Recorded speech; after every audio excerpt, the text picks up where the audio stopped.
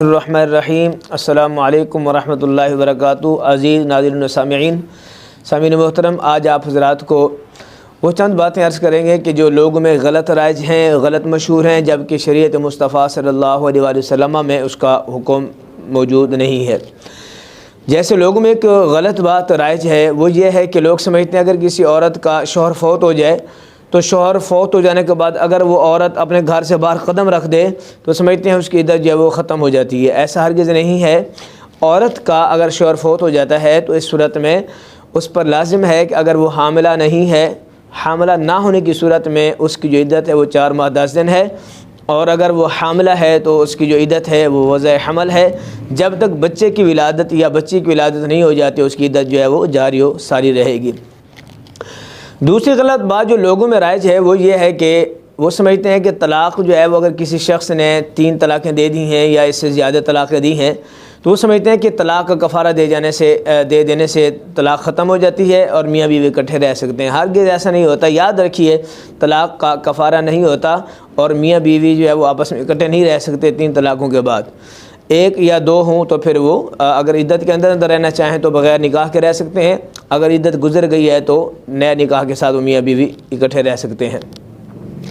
اسی طرح جو تیسری بات ہے جو لوگوں میں غلط مشہور ہے وہ یہ ہے کہ لوگ سمجھتے ہیں کہ اگر کسی مرحوم کا 40واں کرنا ہے تو اس میں 5 جمعراتیں نہیں آنی چاہیے۔ بالکل یہ من گھڑت باتیں ہیں، اس کی کوئی حقیقت نہیں ہے، شرعی طور پر اس کی کوئی ممانعت نہیں ہے۔ آپ 40واں چوتھی جمعرات کر سکتے ہیں، تیسری جمعرات کر سکتے ہیں، 10ویں جمعرات کر سکتے ہیں، کسی وقت چاہیں، چونکہ 40واں جو ہوتا ہے، 40واں ہو، کل ہو، برسی ہو، جتنے بھی ہم نام دیتے ہیں یہ صرف محض آسانی کے لیے ہیں اور شرعی طور پر جو ہے اس کی کوئی جو ہے وہ ممانعت نہیں ہے۔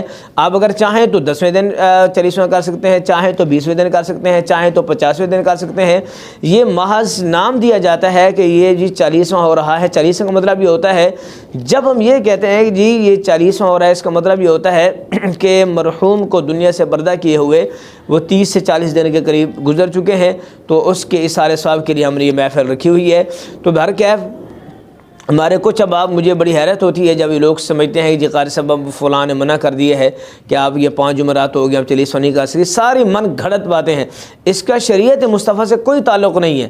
بالکل جناب، یہ 40واں، یہ کل، یہ برسی صرف محض آسانی کے لیے ہیں، اور اس میں مین مقصد ہوتا ہے اثار ثواب کرنا، اور اثار ثواب کرنا قرآن و سنت کی روشنی میں بالکل جائز ہے، اور ہمیں اپنے مرحومین کے لیے اثار ثواب کرنا چاہیے۔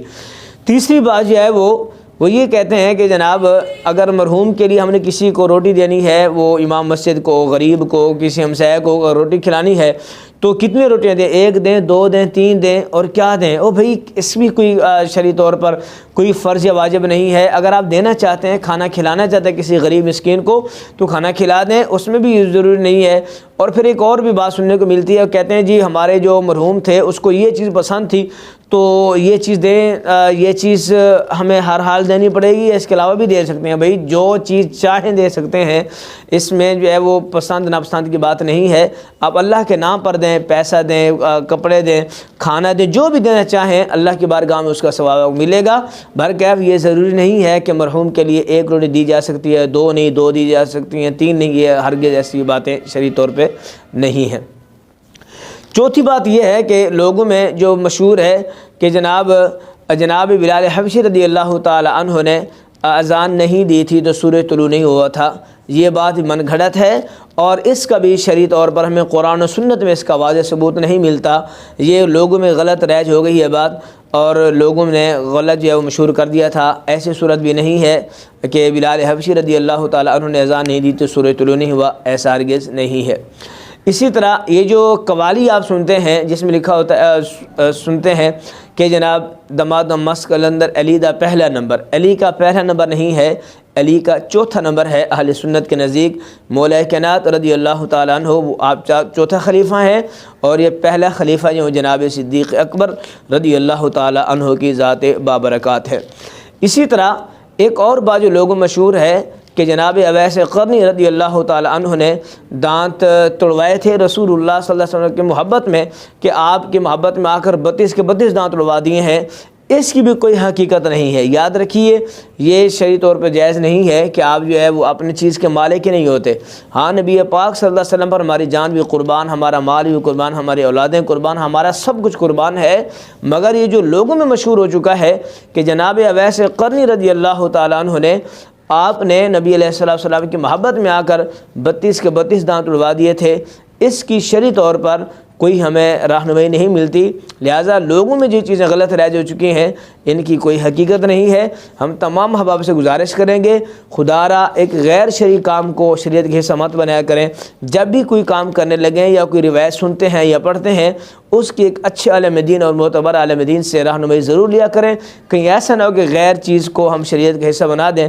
نبی پاک صلی اللہ علیہ وسلم کا فرمان ہے کفا بالمرء کذبا ان یحدث بکل ما سمع، فرمایا کہ بندے کے جھوٹا ہونے کے لیے اتنا کافی ہے وہ سنی باتوں پہ عمل کرے۔ لہٰذا یہ جو چیز بات آپ کو عرض کی ہیں تو اس حوالے سے آپ حضرات آپ کو معلوم ہونا چاہیے کہ شرعی طور پر ان کی کوئی جو ہے وہ ممانعت نہیں ہے۔ آپ جیسے چاہیں آپ کر سکتے ہیں، جیسے میں نے عرض کیا ہے کہ آپ سارے ثواب کرنا چاہیں، دوسری جمعرات ہے، تیسری جمعرات ہے، کسی ٹائم بھی کر سکتے ہیں۔ اگر کسی بھی حوالے سے آپ حضرات کو معلوم نہیں ہے، خود مفتی بننے کی بجائے آپ اچھے عالم دین سے رابطہ کیجئے، اور اگر کسی صاحب کو اس حوالے سے یا مزید رہنمائی لینی ہو تو کمنٹ میں آپ ہمیں بتایا کریں کہ یہ چیز شرعی طور پر جائز ہے یا نہیں۔